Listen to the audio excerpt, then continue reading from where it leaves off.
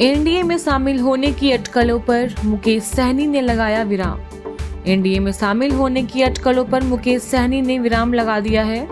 उन्होंने कहा है कि बिहार में तेजस्वी यादव के नेतृत्व में अगली सरकार बनेगी। मुकेश सहनी ने कहा कि बीजेपी को नन्या पार नहीं लगने वाली है, इसलिए उनके बीजेपी में शामिल होने की चर्चा चल रही है। स्कूल में तंबाकू खाते पकड़े गए हेडमास्टर एसएसएलसी के नाम पर मांग रहे थे पैसा।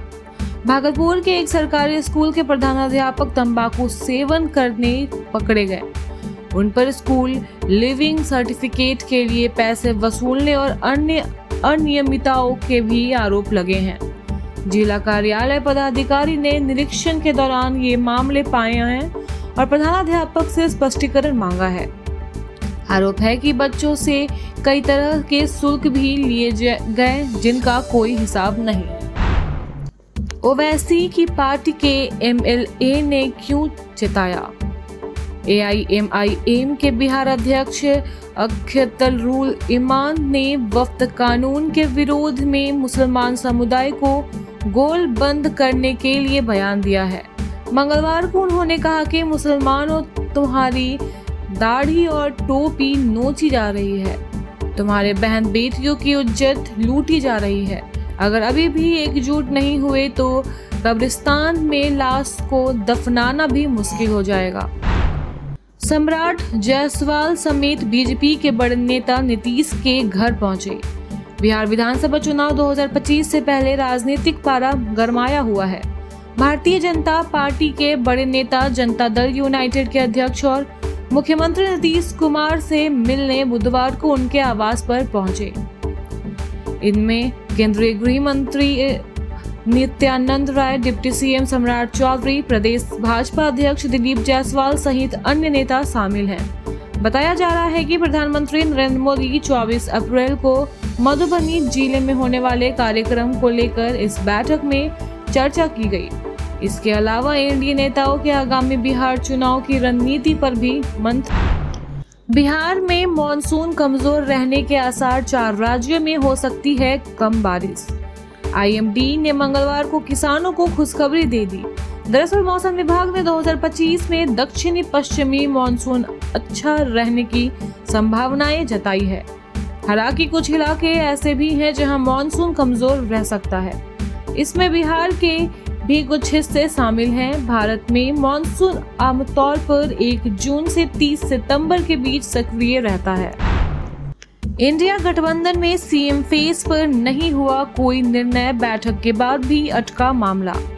बिहार में इस साल अंत में होने वाले चुनाव को लेकर मंगलवार को एनडीए गठबंधन के नेताओं दिल्ली में बैठक की। इस बैठक में सीएम फेस पर कोई निर्णय नहीं हुआ। इस बात को लेकर आरजेडी का पक्ष सामने आया है।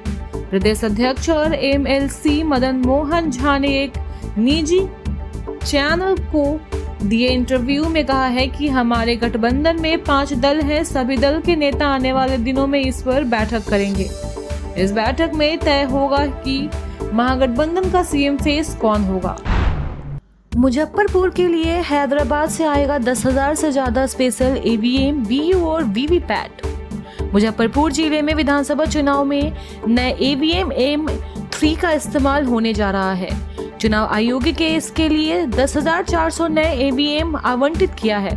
21 अप्रैल तक BUC और वीवीपैट वेयर हाउस में आ जाएगा। यह देश का सबसे उत्पन्न ईवीएम है। मेरे मन में अनेक भावनाएं उमड़ रही है। यह कोई साधारण पद नहीं। जेएमएम अध्यक्ष बनाए जाने पर हेमंत सोरेन। झारखंड मुक्ति मोर्चा का अध्यक्ष बनाए जाने पर हेमंत सोरेन ने इसे गर्व का क्षण बताया है। सोरेन ने एक्स पर एक पोस्ट में कहा है कि आज मैं झारखंड मुक्ति मोर्चे के अध्यक्ष पद का दायित्व संभाल रहा हूं, तो मेरे मन में अनेक भावनाएं उमड़ रही हैं। यह कोई साधारण पद नहीं, बल्कि झारखंड की जनता के सपनों, संघर्षों और आकांक्षाओं का प्रतिनिधित्व है।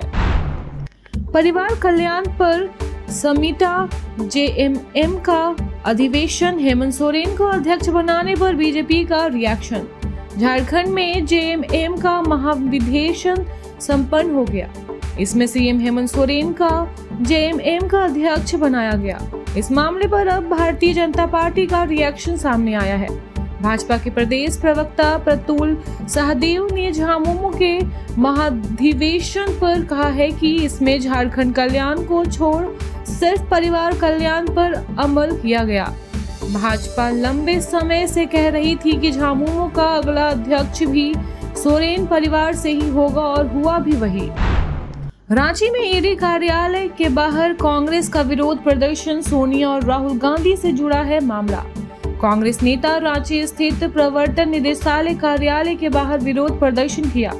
नेशनल हेराल्ड केस में सोनिया गांधी और राहुल गांधी पर दर्ज हुए मामले के विरोध में इस विरोध प्रदर्शन की घोषणा की गई।